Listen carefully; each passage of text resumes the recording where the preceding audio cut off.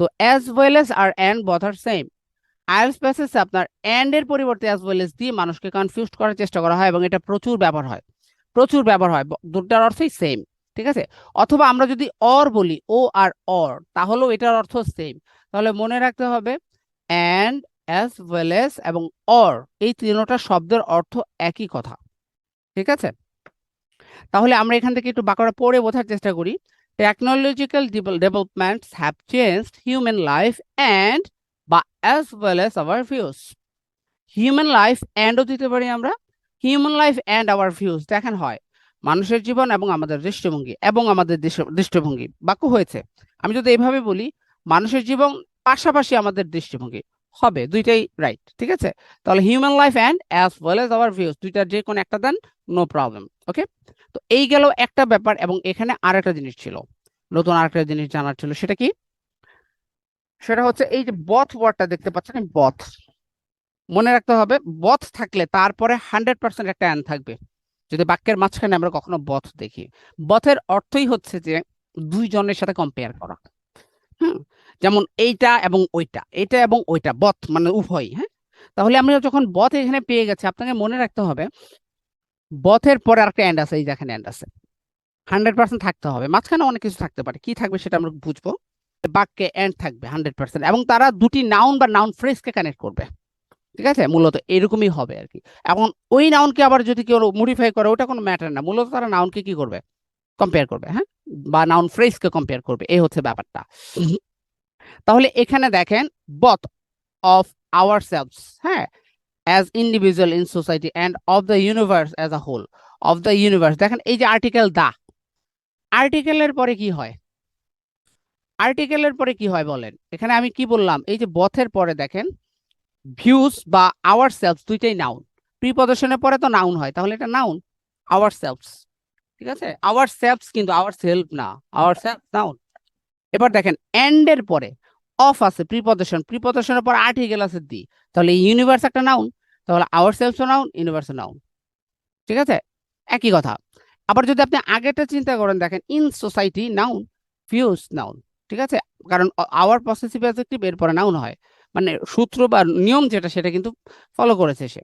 অথবা আমরা নিচের আরেকটা উদাহরণ দেখি, এটা দেখে বোঝার চেষ্টা করি আমরা, এটা দেখেও বোঝা যাবে, কোনো প্রবলেম। আচ্ছা, এটাকে উপরে নিয়ে আসি। আচ্ছা দেখেন, it was known in biblical times, it was known as biblical times, মানে বাইবেলের সময়কাল থেকে এটা সবাই চিনতো। It was known as biblical times, মানে বাইবেলের সময়কাল থেকে এটা সবাই চিনতো। আচ্ছা, এখানে দেখেন ইট সাবজেক্ট ওয়াজ ভার্ব, আচ্ছা, and is mentioned in several books of the Bible, এবং এটাকে মেনশন করা হয় বাইবেলের বিভিন্ন বইতে। এরপরে দেখেন বথ আছে, both as an ingredient, both as an ingredient, এই দেখেন বথ আছে। মানে ব্যাপারটা হচ্ছে এরকম, সিনেমনের কথা আর কি, এটাকে বাইবেলের সময়কাল থেকে সবাই চিনতো সিনেমনকে। এবং এই যে অ্যান্ড এবং ইজ মেনশনড, এবং মেনশন করা হয় ইন সেভারাল বুকস, বাইবেলের বিভিন্ন চ্যাপ্টার গুলোতে একে মেনশন করা হয়, যে আপনার সিনেমনের কথা মেনশন করা হয়, অফ দ্য বাইবেল মানে বাইবেলের বিভিন্ন চ্যাপ্টার গুলোতে মেনশন করা হয়। কিভাবে মেনশন করা হয় এটা বলতেছে, বথ অ্যাজ অ্যান ইনগ্রেডিয়েন্ট, মানে একটা ইনগ্রেডিয়েন্ট হিসেবে চিহ্নিত করা হয়, ঠিক আছে, একটা ইনগ্রেডিয়েন্ট হিসেবে এটাকে চিহ্নিত করা হয়।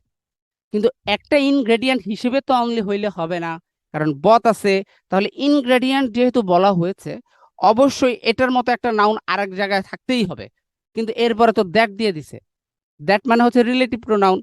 আচ্ছা, তাহলে তার মানে হচ্ছে দ্যাটে, দ্যাট এখানে নতুন একটা সাবজেক্ট চলে আসলো বাক্যের ভেতরে, ঠিক আছে। তাহলে দ্যাট, দ্যাট মানে হচ্ছে যা, দ্যাট মানে যা, দ্যাট ওয়াজ মিক্সড, দ্যাট মানে এখানে ওই সিনেমানের কথা মানে ইটের কথা বলা হচ্ছে, that was mixed, that was mixed মানে কি, এই যে ইনগ্রেডিয়েন্টটা আছে এটাকে মিক্সড করা হয়। ইনগ্রেডিয়েন্ট সম্পর্কে তথ্য দিতেছে এই ক্লজটা, পুরো ক্লজ তথ্য দিতেছে, উইথ অয়েলস মানে তেলের সাথে এটাকে মিক্সড করা হয়। কেন মিক্সড করা হয় তেলের সাথে আবার? ফর অ্যানোয়েন্টিং পিপলস বডিজ, মানুষের শরীরকে অ্যানোয়েন্ট করার জন্য। এই এতটুকু অংশ তাহলে কেন দিছে? এটার একটা পারপাস আছে, উদ্দেশ্য আছে। ওই যে আমি বললাম, যখনই আমরা বাক্য বড় করতে যাব বা ফ্রি হ্যান্ড রাইট করতে যাব, মনে রাখতে হবে আপনি একটা তথ্য অ্যাড করছেন, এখন আপনার প্রয়োজন স্বার্থে বাক্যে কোনো একটা কিছু বা কোনো একটা ইনফরমেশন এখানে অ্যাড করা, ভেতরে একটা নাউন চলে আসছে না, ওই নাউন সম্পর্কে আমি একটা ইনফরমেশন দিতে চাচ্ছি, তো সাথে সাথে দিয়ে দেওয়া উচিত, তা না হলে আপনি পরে তো দেওয়ার চান্স পাবেন না।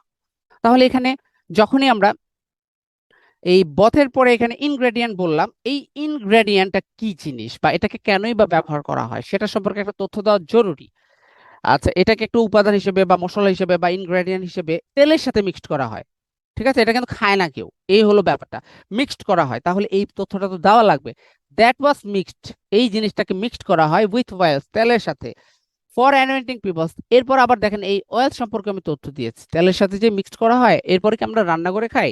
না না, এরপরে ওই যে তেলটা আছে ওই তেলটাকে ব্যবহার করা হয় মানুষের শরীরে, মানুষের বডিতে ব্যবহার করা হয়, ঠিক আছে? এখন এই বডি সম্পর্কে যদি আরেকটা তথ্য আপনি দিতে চাইতেন, যে সেই সকল বডিগুলোতে যেখানে রোগ থাকে এরকম কিছু আপনি যদি দিতে চাইতেন দিতে পারতেন, কিন্তু ওটা এখন আর দেওয়া হয় না এখানে। এরপর কমা দিয়ে বোঝানো হয়েছে যে আমি যে ইনফরমেশন ইনগ্রেডিয়েন্ট সম্পর্কে দিতে চেয়েছি এতটুকু হয়েছে, তাহলে এই অংশটুকু আপনি কাইটা দেন, এটা হচ্ছে ইনফরমেশন, আলাদা ইনফরমেশন, এরকম কাইটা দিলাম।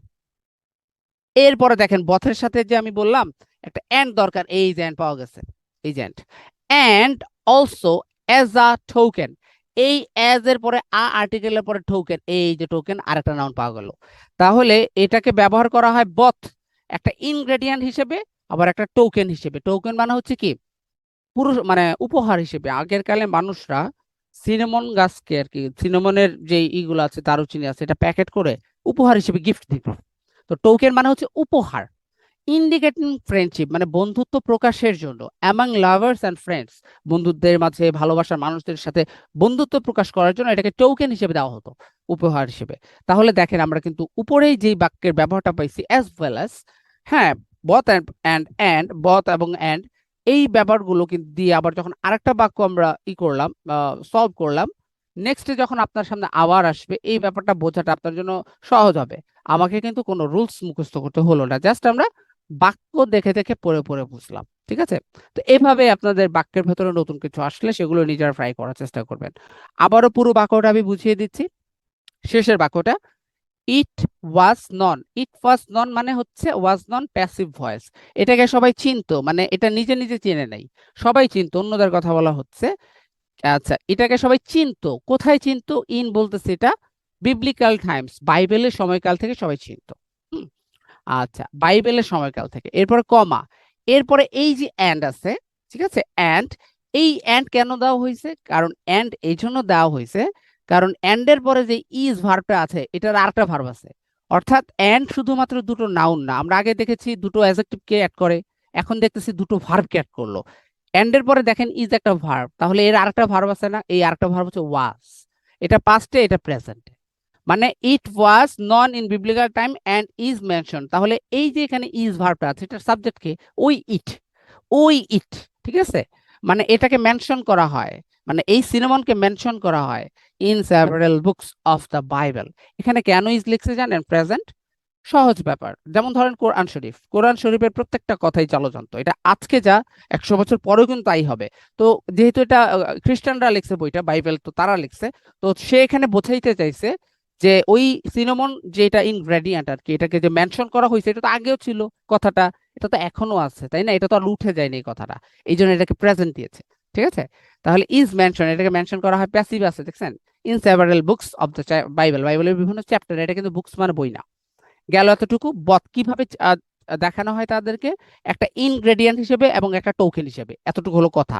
মাঝখানে ইনগ্রেডিয়েন্ট সম্পর্কে এই তথ্য, পরে টোকেন সম্পর্কে এই তথ্য, এই হলো গিয়ে ব্যাপারটা। আশা করি বুঝতে পেরেছেন। বথের ব্যবহার করছি না? বথের ব্যবহার এখানেও আছে। চলেন আমরা একটু বোঝার চেষ্টা করি এটা ভালো করে। হ্যাভিং ভার্বের কি এখানে পাস্ট পার্টিসিপল ফর্ম, তাই না? প্রেজেন্ট পার্টিসিপল ফর্ম এটা ভার্বের। তো প্রেজেন্ট পার্টিসিপল ফর্ম ভার্বের সাথে আইএনজি হলে ওইটা কিন্তু ভার্ব হয় না, ঠিক আছে? ওই হ্যাভিং গ্রাজুয়েটেড এটা ভার্ব না, এটা ভার্ব না, এটা যুক্তি কি? আপনাকে কেউ জিজ্ঞেস করলে কি বলবেন? বলবেন যে হ্যাভিং গ্রাজুয়েটেড এর সাবজেক্ট নাই। সাবজেক্ট ওয়ার্ড তো কখনো পরে হয় না, এই ডাবিস হইতেই পারে না, এটা তো পরে, তাই না? এটার আগে তো কেউ নাই, তাহলে এটা ভার্বই না। তাহলে এটা ভার্ব না হলে কি? এখানে এক্সট্রা ফ্রেজ বা অন্য কিছু, ঠিক আছে? অ্যাডজেক্টিভ, এটা অন্য কিছু হবে, অর্থাৎ ভার্ব সে অন্তত না। Having graduated from high school মানে হাই স্কুল থেকে সে গ্রাজুয়েশন করে 1944 1944 সালে। তাহলে 1944 সালে হাই স্কুল থেকে গ্রাজুয়েশন করে কে করছে গ্রাজুয়েশন? এই ডেভিস। তাহলে ডেভিস সম্পর্কে এই অংশটুকু প্রি মডিফাই করেছে, পুরো ফ্রেজটা, এই পুরোটা কিন্তু একটা ফ্রেজ। এখানে যেই পুরো অংশটা দেখা যাচ্ছে পুরো অংশটা একটা ফ্রেজ। এরকম ফ্রেজ ব্যবহার করে আপনি কিন্তু অনেক বাক্য তৈরি করতে পারবেন। ডেভিস সিঙ্গুলার সাবজেক্ট, এটা পাস্ট টেন্স, মুভড, নিজে নিজে মুভড করছিল কোথায়? Two new York city, new York শহরের দিকে, উদ্দেশ্য পারপাস, সে নিউ ইয়র্ক শহরে যাবে, মুভ করেছে। এরপরে দেখেন ওয়ার দেওয়া হলো, ওয়ার, হ্যাঁ, ওয়ার হি কন্টিনিউড, এটা কিন্তু রিয়েল প্রোনাউন না, ওয়ার মানে কোথায়, ঠিক আছে, আপনার যেখানে, ওয়ার মানে যেখানে, যেখানে কিনা ওই মানে নিউ ইয়র্ক সিটির কথা বলতেছে, কিন্তু নিউ ইয়র্ক সিটিকে মডিফাই করতেছে ওয়ারটা, যেখানে হি কন্টিনিউড, সে চালিয়েছিল, কি চালিয়েছিল? হিজ মিউজিক্যাল এডুকেশন, তার মিউজিক নিয়ে পড়াশোনা। এরপর দেখেন বথ আছে না? আচ্ছা, এই যে মিউজিক নিয়ে যে পড়াশোনাটা চালিয়েছে, সেটা কোথায় কোথায় বথ বলতেছে? এটা সে দুইটা জায়গায় চালিয়েছে, একটা হচ্ছে both in the clubs, clubs গুলোতে, তাহলে ক্লাবস একটা নাও, এবং and in the classroom, classroom আরেকটা নাও। তাহলে এরকম বথ এবং অ্যান্ড যুক্ত করে আপনি আজকের মনে হয় বা আজকের পর মনে হয় না আপনি আর কোনো বাক্য তৈরি করতে ভুল করবেন। অ্যাজ ওয়েল এর ব্যবহার প্রয়োজনে মানে তৈরি করতে ভুল করবেন এমন মনে হওয়ার কোনো কারণ থাকতে পারে না আর কি। ঠিক আছে, তাহলে বথ থাকলেই আমরা একই রকমের দুটো নাউন ফ্রেজ বা আপনার দুটো নাউনকে অবশ্যই যুক্ত করব, তা না হলে বাক্য কিন্তু হবে না। তো এই হলো গিয়ে ব্যাপারটা। তো এখানে যে ট্রিক্স গুলো অ্যাপ্লাই করেছি আমরা, এগুলো আপনার বড় বড় প্যাসেজ গুলোতে আপনারা পাবেন, সেগুলো অ্যাপ্লাই করতে হবে, নিজেদের অ্যাপ্লাই করে ট্রাই করতে হবে। আরেকটা বাক্য এখানে যেটা মূল থিম যেটা এটা, আচ্ছা, তো এটা আপনাদের জন্য থাকলো, এটা আপনারা নিজেরা বাসায় ট্রাই করবেন, একটা স্ক্রিনশট দিয়ে রাখেন।